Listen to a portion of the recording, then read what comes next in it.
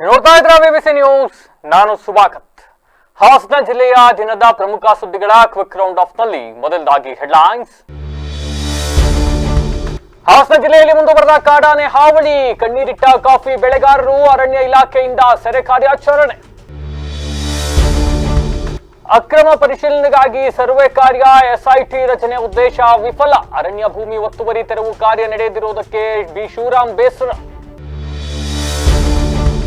Doctor Babu Jagjivan Ram ಅವರಿಗೆ ಅವಮಾನ ಆರೋಪ, ಆಗಸ್ಟ್ 14ರಿಂದ ಅಹೋರಾತ್ರಿ ಧರಣಿ, ಮಾದಿಗ ದಂಡೋರ ರಾಜ್ಯ ಪ್ರಧಾನ ಕಾರ್ಯದರ್ಶಿ ಟಿಆರ್ ವಿಜಯಕುಮಾರ್ ಎಚ್ಚರಿಕೆ. ಕನಿಷ್ಠ ವೇತನ ಜಾರಿಗೊಳಿಸಲು ಆಗ್ರಹ, ಜಿಲ್ಲಾಧಿಕಾರಿ ಕಚೇರಿ ಎದುರು ಪ್ರತಿಭಟನೆ, ವಿಳಂಬ ಮಾಡಿದರೆ ಸರ್ಕಾರದ ಮುಖಕ್ಕೆ ಮಸಿ ಬಳಿಯುವ ಎಚ್ಚರಿಕೆ. ನಕಲಿ ದಾಖಲೆ ಸೃಷ್ಟಿಸಿ ಭೂಮಿ ಮಂಜೂರು ಆರೋಪ, ಸುಮಾರು 20 ಪ್ರಕರಣಗಳಲ್ಲಿ ಲೋಪ, ವಿಶೇಷ ಭೂಸ್ವಾಧೀನ ಅಧಿಕಾರಿ ಮಂಜುನಾಥ್ ಅಮಾನತಿಗೆ ಆಗ್ರಹ.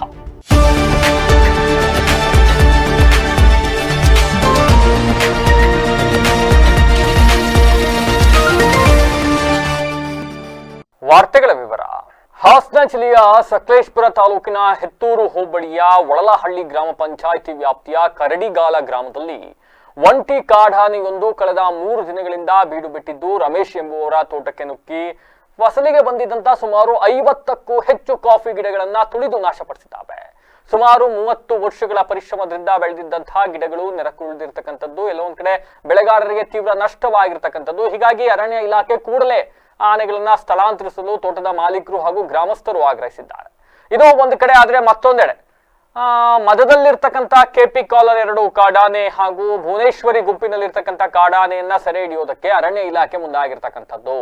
ದುಬಾರೆ ಶಿಬಿರದ 5 ಮತ್ತೆ ನಾಗರಹೊಳೆ ಶಿಬಿರದ 1 ಸೇರಿದಂತೆ ಒಟ್ಟು 6 ಕುಮ್ಕಿ ಕಾಡಾನೆಗಳಾದ ಏಕಲವ್ಯ, ಈಶ್ವರ, ಲಕ್ಷ್ಮಣ, ಧನಂಜಯ, ಅಜ್ಜಯ್ಯ ಮತ್ತೆ ಪ್ರಶಾಂತ ಈ ಆನೆಗಳನ್ನ ಬಳಸಿ ಇಂದು ರೇಡಿಯೋ ಕಾಲರ್ ಅಳವಡಿಕೆ ಕಾರ್ಯಾಚರಣೆಯನ್ನ ಆರಂಭಿಸಲಾಯಿತು. ಇನ್ನು ಡಿಎಫ್ಒ ಸೌರಭ್ ಕುಮಾರ್ ಅವರು 6 ಸಾಕಾನೆಗಳಿಗೆ ಪೂಜೆಯನ್ನು ಸಲ್ಲಿಸಿ ಚಾಲನೆಯನ್ನ ನೀಡಿದ್ರು. ನಾಳೆ ಕಾಡಾನೆಯನ್ನ ಅಧಿಕೃತವಾಗಿ ಸೆರೆ ಹಿಡಿದು ಸ್ಥಳಾಂತರ ಮಾಡತಕ್ಕಂತ ಕಾರ್ಯಕ್ಕೆ ಅರಣ್ಯ ಇಲಾಖೆ ಮುಂದಾಗಿದೆ ಅಂತಕ್ಕಂಥ ಮಾಹಿತಿ ಲಭ್ಯವಾಗಿದೆ.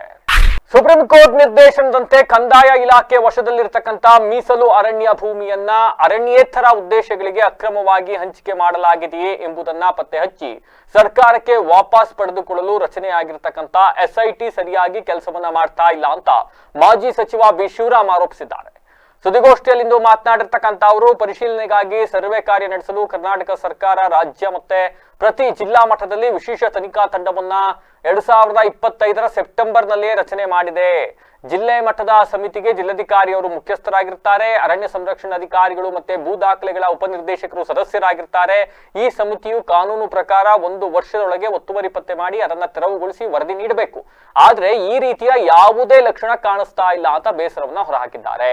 ಇನ್ನು ಅರಣ್ಯ ಭೂಮಿ ಪರಿಶೀಲನೆ ಸಂಬಂಧ ಕಳೆದ 1 ವರ್ಷದಲ್ಲಿ ಆಗಿರ್ತಕ್ಕಂಥ ಕೇವಲ 2 ಮೀಟಿಂಗ್ ಇದರಿಂದ ಆಗಿರ್ತಕ್ಕಂಥದ್ದು. ಇದರಿಂದ ಕಾಲಮಿತಿಯೊಳಗೆ ಅರಣ್ಯ ಭೂಮಿ ಒತ್ತುವರಿ ಆಗಿರೋದನ್ನ ಪತ್ತೆ ಮಾಡಿ ವಾಪಸ್ ಸರ್ಕಾರದ ಸುಪರ್ದಿಗೆ ವಹಿಸಬೇಕು ಎಂಬ ಪ್ರಕ್ರಿಯೆಗೆ ಹಿನ್ನಡೆ ಆಗುವ ಸಾಧ್ಯತೆ ಇದೆ ಅಂತ ಬೇಸರವನ್ನ ಹೊರಹಾಕಿದ್ರು. ಇನ್ನು ವಿಪರ್ಯಾಸ ಅಂತ ಅಂದ್ರೆ ಕಚೇರಿಯಲ್ಲೇ ಲಿಸ್ಟ್ ಮಾಡ್ತಾ ಇದ್ದಾರೆ ಅಂತಕ್ಕಂಥ ಆರೋಪಗಳಿದ್ದಾವೆ. ಅಧಿಕಾರಿಗಳು ದುರಹಂಕಾರದಿಂದ ನಡ್ಕೊಳ್ತಾ ಇದ್ದಾರೆ, ಜಿಲ್ಲಾಡಳಿತ ಸರಿಯಾಗಿ ಕೆಲಸವನ್ನ ಮಾಡ್ತಾ ಇಲ್ಲ. ಸುಪ್ರೀಂ ಕೋರ್ಟ್ ಸರ್ಕಾರದ ಸೂಚನೆಯಂತೆ ಪರಿಶೀಲನೆ ಪ್ರಕ್ರಿಯೆ ನಡೆಸದೆ ಹೋದ್ರೆ ಯಾವುದೇ ಫಲಿತಾಂಶ ಬರೋದಿಲ್ಲ. ಇದರಿಂದ ನೋ ರಿಸಲ್ಟ್, ಓನ್ಲಿ ಮೀಟಿಂಗ್, ಕೇವಲ ಸಮಿತಿ ರಚನೆ ಮಾಡ್ದಂಗೆ ಆಗ್ಬಿಡುತ್ತೆ ಅಂತ ಅಸಮಾಧಾನವನ್ನ ಹೊರಹಾಕಿದ್ದಾರೆ. ಅಂದ್ರೆ ಇಂಡೈರೆಕ್ಟ್ ಆಗಿ ಎಲ್ಲ ಒಂದು ಕಡೆ ಸರ್ಕಾರದ ವಿರುದ್ಧವೇ ಅಸಮಾಧಾನ ಹೊರ ಹಾಕ್ತಂಗೆ ಕಾಣಿಸ್ತಾ ಇದೆಯಪ್ಪ ಬಿ ಶಿವರಾಮ್ ಅವರು, ಕಾಂಗ್ರೆಸ್ನ ಮುಖಂಡರು. Special investigation team exclusively for forest land assessment as per the direction of the supreme court as dated on 15/9/25. ಇದು ಅದರ ಪ್ರತಿ. Supreme court TN Godavarman versus union of India ಕೇಸಲ್ಲಿ ಅರಣ್ಯ ಭೂಮಿಯ ಬಗ್ಗೆ ಒತ್ತುವರಿ ವಿಶೇಷವಾಗಿ ಒಂದು ತೀರ್ಪನ್ನು ಕೊಡೋದ್ರ ಮೂಲಕ state SIT special investigation team as well as district special investigation team ಎರಡನ್ನೂ ಕೂಡ ಮಾಡಲಿಕ್ಕೆ ಆದೇಶ ಮಾಡುತ್ತೆ. ಅದಕ್ಕೆ ಸಂಬಂಧಪಟ್ಟ ಒಂದು ಕಡೆ ಹೇಳುತ್ತೆ 4 ತಿಂಗಳೊಳಗೆ ನೀವು ಇದನ್ನು ಪರಿಪೂರ್ಣಗೊಳಿಸಿ ಅಂತ ಕೂಡ ಹೇಳಿದ್ದಾರೆ. ಸಾಕಷ್ಟು ಸುತ್ತೋಲೆಗಳು ಬಂದಿದ್ದಾವೆ. ಆದರೆ ಇಲ್ಲಿವರೆಗೆ ಪ್ರೋಸೆಸ್ ಆಗಿರ್ತಕ್ಕಂಥದ್ದು ಭಾಳ ಕಡಿಮೆ ಜಿಲ್ಲೆಯಲ್ಲಿ.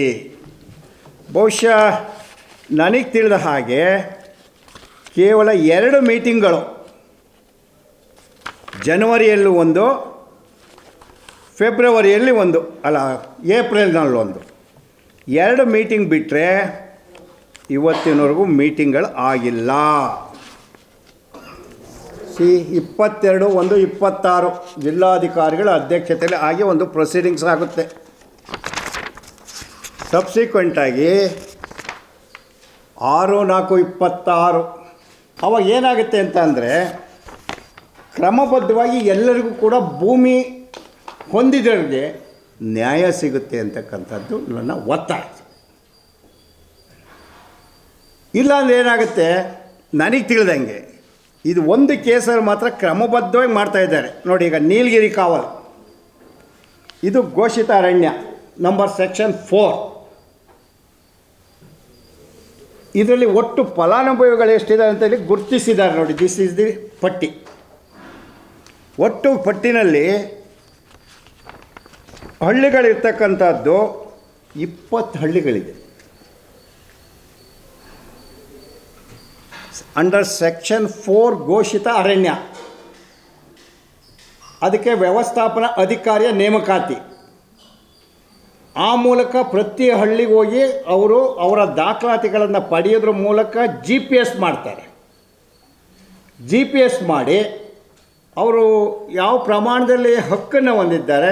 ಡಾಕ್ಟರ್ ಬಾಬು ಜಗಜೀವನ್ ರಾಮ್ ಅವರಿಗೆ ಅವಮಾನ, ಪೂಜ್ಯ ಸ್ವಾಮೀಜಿಗಳ ಮೇಲಿನ ಹಲ್ಲೆ ಹಾಗೂ ದಲಿತ ಮುಖಂಡರು ಮತ್ತೆ ಕುಟುಂಬಗಳ ಮೇಲಿನ ದೌರ್ಜನ್ಯವನ್ನು ಖಂಡಿಸಿ ಮಾದಿಗ ದಂಡೋರ, ಕರ್ನಾಟಕ ಮಾಧಾರ ಮಹಾಸಭಾ ಹಾಗೂ ಸ್ವಾಭಿಮಾನಿ ದಲಿತ ಮತ್ತು ಜನಪರ ಸಂಘಟನೆಗಳ ಒಕ್ಕೂಟದಿಂದ ಆಗಸ್ಟ್ 14ರಿಂದ ಬೃಹತ್ ಅಹೋರಾತ್ರಿ ಪ್ರತಿಭಟನೆ ಮೆರವಣಿಗೆ, ಅಹೋರಾತ್ರಿ ಧರಣಿ ಹಾಗೂ ಅಂಬೇಡ್ಕರ್ ಭವನಕ್ಕೆ ಮುತ್ತಿಗೆ ಕಾರ್ಯಕ್ರಮವನ್ನು ಹಮ್ಮಿಕೊಳ್ಳಲಾಗಿದೆ ಅಂತ ಮಾದಿಗ ದಂಡೋರ ರಾಜ್ಯ ಪ್ರಧಾನ ಕಾರ್ಯದರ್ಶಿ TR ವಿಜಯಕುಮಾರ್ ಮತ್ತೆ SD ಚಂದ್ರು ತಿಳಿಸಿದ್ದಾರೆ. ಸುದ್ದಿಗೋಷ್ಠಿಯಲ್ಲಿಂದು ಮಾತನಾಡಿರ್ತಕ್ಕಂಥ ಅವರು ಆಗಸ್ಟ್ 14ರಂದು ಬೆಳಿಗ್ಗೆ 11 ಗಂಟೆಯಿಂದ ಆಗಸ್ಟ್ 15ರಂದು ಸಂಜೆ 5 ಗಂಟೆವರೆಗೆ ಪ್ರತಿಭಟನೆ ನಡೆಯಲಿದೆ. ಆಗಸ್ಟ್ 15ರ ಸ್ವತಂತ್ರೋತ್ಸವವನ್ನ ದಲಿತರ ಮೇಲಿನ ದೌರ್ಜನ್ಯಗಳ ವಿರುದ್ಧ ಕರಾಳ ದಿನವನ್ನಾಗಿ ಆಚರಿಸಿ ಸರ್ಕಾರದ ಗಮನವನ್ನ ಸೆಳೆಯಲಾಗುವುದು.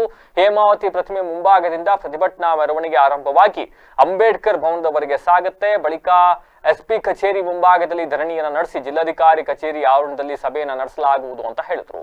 ಇನ್ನು ವಿವಿಧ ದಲಿತ ಜನಪರ ಸಂಘಟನೆಗಳ ಮುಖಂಡರು, ಕಾರ್ಯಕರ್ತರು, ಯುವಕರು, ವಿದ್ಯಾರ್ಥಿಗಳು ಹಾಗೂ ಮಹಿಳೆಯರು ಹೆಚ್ಚಿನ ಸಂಖ್ಯೆಯಲ್ಲಿ ಪಾಲ್ಗೊಳ್ಳಲಿದ್ದಾರೆ ಅಂತ ಇದೇ ಸಂದರ್ಭದಲ್ಲಿ ತಿಳಿಸಿದ್ದಾರೆ. ಜಿಲ್ಲಾ ಸಮಾಜ ಕಲ್ಯಾಣ ಇಲಾಖೆಯ ಉಪನಿರ್ದೇಶಕ ದೂತ್ಪೀರ್ ಅವರು ಪೂರ್ವಭಾವಿ ಸಭೆಯನ್ನ ನಡೆಸದೆ ಹಾಗೂ ದಲಿತ ಮುಖಂಡರಿಗೆ ಸೂಕ್ತ ಅವಕಾಶವನ್ನು ನೀಡದೆ ಕಾರ್ಯಕ್ರಮ ನಡೆಸಿದ್ರು ಕೂಡ ಅವರ ಮೇಲೆ ಕ್ರಮ ಆಗಿಲ್ಲ. ದುದ್ದ ಹೋಬಳಿಯ ದಲಿತ ಮುಖಂಡ ದೇವರಾಜ್ ಅವರ ಸ್ವಂತ ಜಮೀನಿನ ಮರವನ್ನ ಕದ್ದು ಸಾಗಾಟನೆ ಮಾಡಿದಲ್ಲದೆ ಅವರ ಕುಟುಂಬದ ಮೇಲೆ ದೌರ್ಜನ್ಯ ನಡೆಸಲಾಗಿದೆ, ಅಸ್ಪೃಶ್ಯತೆ ಆಚರಣೆ ಮಾಡಲಾಗಿದೆ. ಇದಕ್ಕೆ ಕಾರಣವಾಗಿರ್ತಕ್ಕಂಥ ದುದ್ದ PSI ಅವರನ್ನ ಅಮಾನತ್ತು ಇಲ್ಲವೇ ವರ್ಗಾವಣೆ ಮಾಡಬೇಕು ಅಂತ ಆಗ್ರಹಿಸಿದ್ರು. ನಮ್ಮ ಬೇಡಿಕೆಗಳನ್ನ ಈಡೇರಿಸ್ತಾ ಇದ್ರೆ ಹೋರಾಟ ತೀವ್ರಗೊಳಿಸುವುದು ಆಗುವುದು ಅಂತಕ್ಕಂಥ ಎಚ್ಚರಿಕೆಯನ್ನು ಕೂಡ ನೀಡಿದ್ರು. ಪತ್ರಿಕಾಗೋಷ್ಠಿಯಲ್ಲಿ ಮುನಿಸ್ವಾಮಿ, ತಿರುಪತಿ ಹಳ್ಳಿ ದೇವರಾಜು, ಪರಶುರಾಮ್, ಚಂದ್ರಶೇಖರ್, ಶೇಖರಪ್ಪ, ಲೋಕೇಶ್ ಇನ್ನಿತರರು ಹಾಜರಿದ್ದರು. ವರ್ಷದ ಸ್ವಾತಂತ್ರ್ಯ ದಿನವನ್ನ ನಾವು ಕರಾಳ ದಿನವನ್ನಾಗಿ ಆಚರಣೆ ಮಾಡಬೇಕು ಅಂತ ಹೇಳಿ ಈಗಾಗಲೇ ತೀರ್ಮಾನ ತಗೊಂಡು ಈ ಒಂದು ಪತ್ರಿಕಾಗೋಷ್ಠಿಯನ್ನು ನಡೆಸ್ತಾ ಇದ್ದೇವೆ.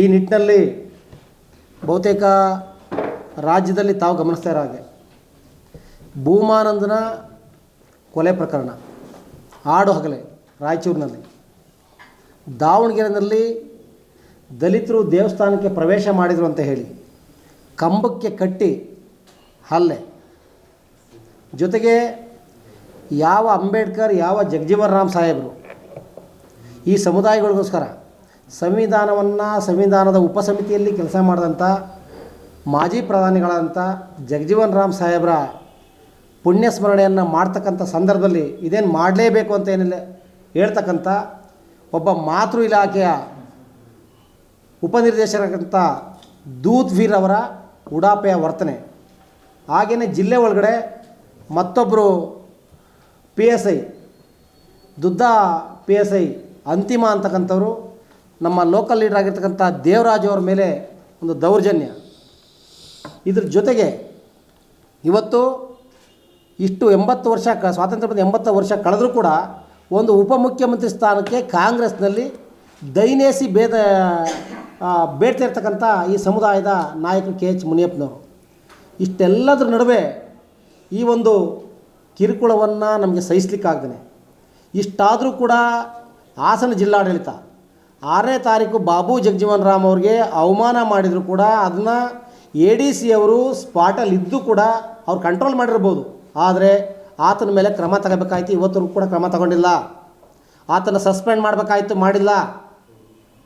ನಾವು ಸಂಬಂಧಪಟ್ಟ ಏನು ಪರಿಶಿಷ್ಟ ಜಾತಿ ಪರಿಶಿಷ್ಟ ವರ್ಗಗಳ ಸಭೆಯಲ್ಲಿ ಆಗ್ರಹ ಮಾಡಿ ಮನವಿಯನ್ನು ಕೊಟ್ಟಿದ್ದೇವೆ ಕ್ರಮ ತಗೋಬೇಕು ಅಂತ. ಇವತ್ತಿನವರೆಗೂ ಏನು ಮಾಡಿದಾರೋ ಗೊತ್ತಿಲ್ಲ. ಒಂದು SP ಅವ್ರಿಗೆ ಭೇಟಿ ಮಾಡಿ ಉದ್ದೇಶಪೂರ್ವಕವಾಗಿ ದಲಿತ ಲೀಡ್ರು ನಮ್ಮ ತಿರುಪತಿಹಳ್ಳಿ ದೇವರಾಜ್ ಅವ್ರನ್ನ ಟಾರ್ಗೆಟ್ ಮಾಡಿ ಕಾರಿಂದ ಕೆಳಗಡೆ ಇಳಿಸಿ ಕಾರನ್ನು ಸೀಸ್ ಮಾಡಿ ಆರೋಪಿಗಳಿಗೆ ಸಪೋರ್ಟ್ ಮಾಡ್ತಕ್ಕಂಥ ಏನು ಅಂತಿಮ ಅವ್ರನ್ನ ಕೂಡಲೇ ಅಮಾನತು ಮಾಡಬೇಕು ಮತ್ತು ಅವ್ರನ್ನ ವರ್ಗಾವಣೆ ಮಾಡಬೇಕಂತ ಆಗ್ರಹ ಮಾಡಿದ್ವಿ. ಇವತ್ತರೂ ಕೂಡ ಅವ್ರನ್ನ ವರ್ಗಾವಣೆ ಮಾಡಿಲ್ಲ. ಈ ನಿಟ್ಟಿನಲ್ಲಿ ನಾವು ಕೆ ಎಚ್ ಮುನಿಯಪ್ಪನವ್ರನ್ನ ಈ ಸರ್ಕಾರದಲ್ಲಿ ಒಂದು ಉಪಮುಖ್ಯಮಂತ್ರಿಯನ್ನು ಮಾಡಲೇಬೇಕು. ಪ್ರಬಲವಾದ ಖಾತೆ, ಅದು ಕಂದಾಯ ಇರ್ಬೋದು ಅಥವಾ ಜಲಸಂಪನ್ಮೂಲ ಇರ್ಬೋದು, ಇಂಧನ ಇರ್ಬೋದು, ಸಮಾಜ ಕಲ್ಯಾಣ ಇರ್ಬೋದು, ಒಂದು ಪ್ರಬಲ ಖಾತೆಯನ್ನು ಕೊಡಬೇಕು ಅಂತೇಳಿ ಈ ಮುಖೇನ ಆಗ್ರಹ ಮಾಡ್ತಾಯಿದ್ದೀವಿ. ಇದು ಒಂದು. ಎರಡನೇದಾಗಿ ಕೂಡಲೇ ದೂಫಿರ್ ಅವ್ರನ್ನ ಅಮಾನತು ಮಾಡಬೇಕು. ಇದು 2.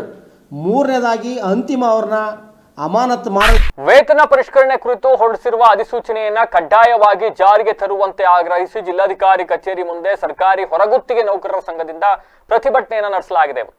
ಇನ್ನು ಈ ಕುರಿತು ಸರ್ಕಾರಿ ಹೊರಗುತ್ತಿಗೆ ನೌಕರರ ಸಂಘದ ಜಿಲ್ಲಾಧ್ಯಕ್ಷ ರಂಗನಾಥ್ ಅವರು ಮಾತನಾಡಿದ್ದಾರೆ. ಸರ್ಕಾರದಿಂದ ಈಗಾಗಲೇ ಕನಿಷ್ಠ ವೇತನ ಜಾರಿಗೊಳಿಸುವ ಕುರಿತು ಆದೇಶವನ್ನು ಹೊರಡಿಸಲಾಗಿದೆ. ಆದರೆ ಕೆಲವು ಇಲಾಖೆಗಳಲ್ಲಿ ಮಾತ್ರ ಪರಿಷ್ಕೃತ ವೇತನವನ್ನ ಜಾರಿ ಮಾಡಲಾಗಿದ್ದು, ಇನ್ನು ಕೆಲವು ಇಲಾಖೆಗಳಲ್ಲಿ ಇದುವರೆಗೂ ಕೂಡ ಅದು ಜಾರಿಗೆ ಬಂದಿಲ್ಲ.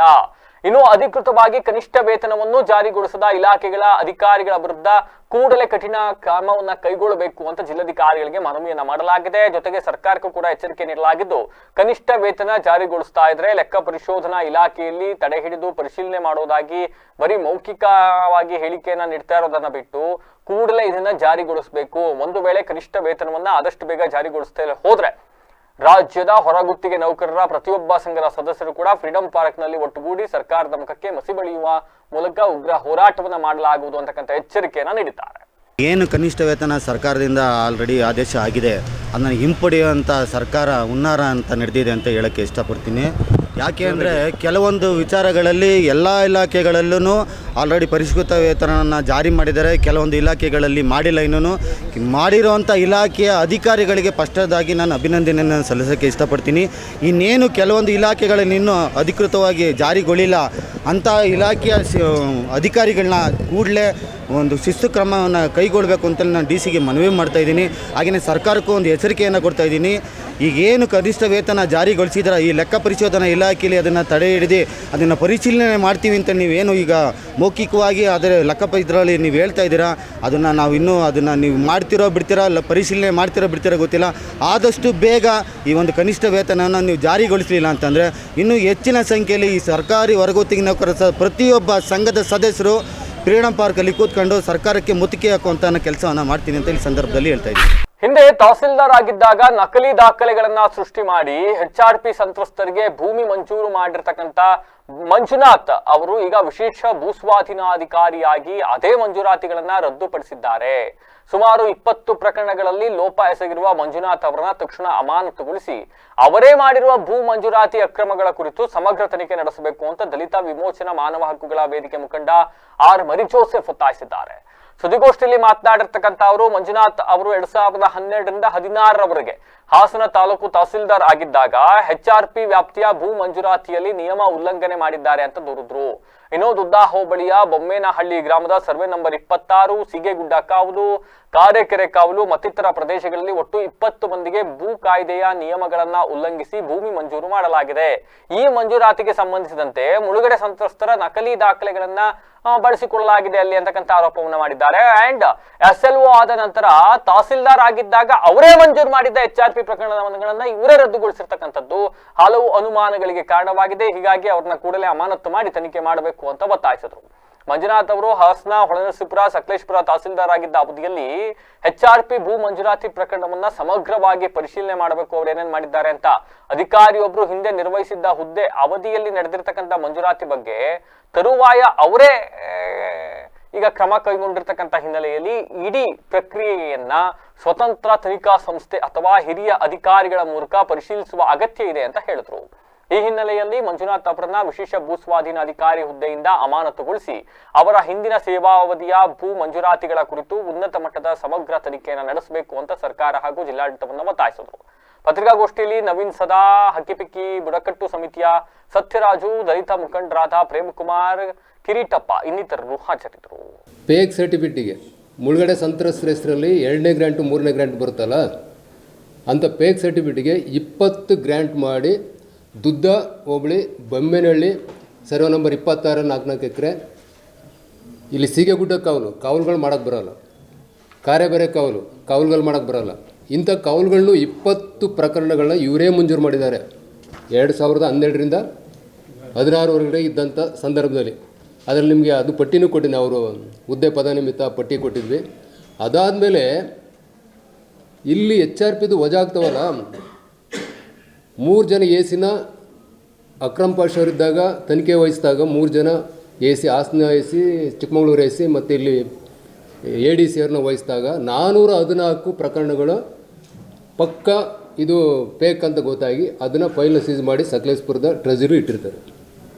ಈಗ ಅದು ಎಲ್ಲಿದ್ದಾವೋ ಗೊತ್ತಿಲ್ಲ. ಇವರು ಯಾಕೆ ಫೈಲ್ ಸಿಗಲಿಲ್ಲ ಇವರಿಗೆ? ತನಿಖೆ ನಡೆಸಿದಾಗ ಅದರಲ್ಲಿ ಒಂದು ಅಂಕಿ ಸಂಖ್ಯೆ ಹಿಂದ್ಗಡೆ ಇದೆ ನೋಡಿ. ಇಲ್ಲಿ ಇವರೇ ಅಕ್ರಮ ಮಂಜೂರು ಮಾಡಿದ್ದಾರೆ. HRPಯ ಭೂಮಿ ಮುಳುಗಡೆ ಸಂತ್ರಸ್ತರ ಹೆಸರಲ್ಲಿ 2023ರಲ್ಲಿ ಇವರೇ ವಜಾ ಮಾಡ್ತಾರೆ. ಎಲ್ಲಿ? SLO ಆಗಿ ನೋಡಿ. ಈಗ ಇರೋದು ನೀವು ನೋಡ್ದಂಗೆ ಸುಮಾರು ಜನ ಅಧಿಕಾರಿಗಳು ನಾಪತ್ತೆ ಆಗಿದ್ದಾರೆ ಅಂತ ಪತ್ರಿಕೆ ವರದಿ ಬಂದಿದೆ. ಯಾರ್ಯಾರು HRPಲಿ ಅಕ್ರಮವಾಗಿ ಭಾಗಿಯಾಗಿದ್ದಾರೆ ಅವರೆಲ್ಲರೂ 172 ಜನ ನೌಕರುಗಳು, ಇನ್ನು 32 ಜನ ತಹಸೀಲ್ದಾರು, 5-6 ಜನ ACಗಳು ಅಂತ. ಇವ್ರು ಹೆಂಗೆ ಉಳ್ಕೊಂಡ್ರು? ಇವ್ರು ಮಾಡ್ದಂಗೆ ಸೇಮ್ ಅದು ಇದೆ, ಅದರಲ್ಲಿದೆ. 1970ರಿಂದ 2015ರವರೆಗೆ 86 ಪ್ರಕರಣಗಳಲ್ಲಿ ದಾಖಲಾತಿ ಮಾಡಿದ್ದಾರೆ. ಆ 86 ಇದೆಯಲ್ಲ, 1970ರಿಂದ 2015ರವರೆಗೆ ಇದ್ದಲ್ಲ, ಆದರೆ ಇವ್ರದ್ದು 20 ಬರಬೇಕಿತ್ತಲ್ಲ 86 ಪ್ರಕರಣದಲ್ಲಿ. ಇವರು ಹೆಂಗೆ ಕೈ ಬಿಟ್ಟೋದು? ಹೆಂಗೆ ಕೈ ಬಿಡಿಸಿದ್ರು? ಇವರು ಅಧಿಕಾರ ಎಲ್ಲೆಲ್ಲಿ ಚಲಾಯಿಸಿದ್ದಾರೆ? ಇವರು ಹೊಳೆನರಸೀಪುರ ಇದ್ದಾಗ ಎಷ್ಟು ಮಾಡಿದ್ದಾರೆ? ಹಾಸನದಲ್ಲಿ 20 ಪ್ರಕರಣಗಳಿದ್ದಾವೆ ಅಂತ ಹೇಳಿದ್ರೆ, ನಿಮ್ಮ ಸಕಲೇಶಪುರದಲ್ಲಿ ಅವರೇ ತಹಸೀಲ್ದಾರು ಒಂದು ಸಲ AC ಆಗಿದ್ರು, ಅವರ ಸೇರಿ ಅವರೇ 2 ಎಕರೆ 3 ಎಕರೆ ಮಂಜೂರು ಮಾಡ್ಕೊಂಡು ಪತ್ರಿಕೆಯಲ್ಲೆಲ್ಲ ಬಂದಿತ್ತು. ಅದ್ರ ಬಗ್ಗೆ ಏನು ಕ್ರಮ ವಹಿಸಿದ್ದಾರೆ ಜಿಲ್ಲಾಡಳಿತ? ಹಾಗಾಗಿ ಇವರೇ ನಾನು ಏನೂ ತಪ್ಪು ಮಾಡಿಲ್ಲ ಅಂತ ಹೇಳ್ಬಿಟ್ಟು ಅಲ್ಲೇ ಎಲ್ಲಿ HRPಯೊಳಗೆ ಕೂತ್ಕೊಂಡು 20 ಪ್ರಕರಣಗಳಲ್ಲಿ ಇವರೇ ಅಲ್ಲಿ ಸೈನ್ ನೋಡಿ, ಯಾವುದೋ ತಾಲೂಕು ಆಫೀಸಲ್ಲಿ ಮಂಜೂರು ಮಾಡಿರೋ ಸೈನು 5 ರೌಂಡ್ ಹೊಡೆದು ಒಂದು ಸಿಗ್ನೇಚರ್ ಹಾಕ್ತಾರೆ. ಇಲ್ಲಿ ಬಂದಾಗ 13 ರೌಂಡ್ ಹೊಡಿತಾರೆ. ಎಲ್ಲಿಗೆ? SLO ಬಂದಾಗ. ಹಂಗಾದ್ರೆ ಒಬ್ಬ ಸರ್ಕಾರಿ ಅಧಿಕಾರಿ ವರ್ಷಕ್ಕೆ ತಪ್ಪರೆ ಪದಾನೋತಿಪದ ಸಿಗ್ನೇಚರ್ನ ಹೆಂಗೆ ಬೇಕಾದ್ರೆ ಸೈನ್ ಮಾಡ್ಕೋಬೋದಾ? ಒಂದು. ಎರಡನೇದೇನೆಂದರೆ, ಇಲ್ಲೇ ಈತನೇ ಮಂಜೂರು ಮಾಡಿ ಪುನಃ ಈತನಿಗೆ ವಜಾ ಮಾಡೋಕ್ಕೆ ಯಾರು ಅಧಿಕಾರ ಕೊಟ್ಟರು? ಸರ್ಕಾರದ ಅಧಿಕೃತ ಆದೇಶ ಇರಬೇಕಲ್ಲ. ಮತ್ತು ಇಲ್ಲಿ ಇನ್ನೊಂದಿದೆ. ಈಗ ಮತ್ತೊಮ್ಮೆ ಹೆಡ್ಲೈನ್ಸ್. ಹಾಸನ ಜಿಲ್ಲೆಯಲ್ಲಿ ಮುಂದುವರೆದ ಕಾಡಾನೆ ಹಾವಳಿ, ಕಣ್ಣೀರಿಟ್ಟ ಕಾಫಿ ಬೆಳೆಗಾರರು, ಅರಣ್ಯ ಇಲಾಖೆಯಿಂದ ಸೆರೆ ಕಾರ್ಯಾಚರಣೆ. ಅಕ್ರಮ ಪರಿಶೀಲನೆಗಾಗಿ ಸರ್ವೆ ಕಾರ್ಯ, SIT ರಚನೆ ಉದ್ದೇಶ ವಿಫಲ, ಅರಣ್ಯ ಭೂಮಿ ಒತ್ತುವರಿ ತೆರವು ಕಾರ್ಯ ನಡೆಯದಿರುವುದಕ್ಕೆ ಬಿ ಶಿವರಾಮ್ ಬೇಸರ. ಡಾಕ್ಟರ್ ಬಾಬು ಜಗಜೀವನ್ ರಾಮ್ ಅವರಿಗೆ ಅವಮಾನ ಆರೋಪ, ಆಗಸ್ಟ್ 14ರಿಂದ ಅಹೋರಾತ್ರಿ ಧರಣಿ, ಮಾದಿಗ ದಂಡೋರ ರಾಜ್ಯ ಪ್ರಧಾನ ಕಾರ್ಯದರ್ಶಿ TR ವಿಜಯಕುಮಾರ್ ಎಚ್ಚರಿಕೆ. ಕನಿಷ್ಠ ವೇತನ ಜಾರಿಗೊಳಿಸಲು ಆಗ್ರಹ, ಜಿಲ್ಲಾಧಿಕಾರಿ ಕಚೇರಿ ಎದುರು ಪ್ರತಿಭಟನೆ, ವಿಳಂಬ ಮಾಡಿದರೆ ಸರ್ಕಾರದ ಮುಖಕ್ಕೆ ಮಸಿ ಬಳಿಯುವ ಎಚ್ಚರಿಕೆ.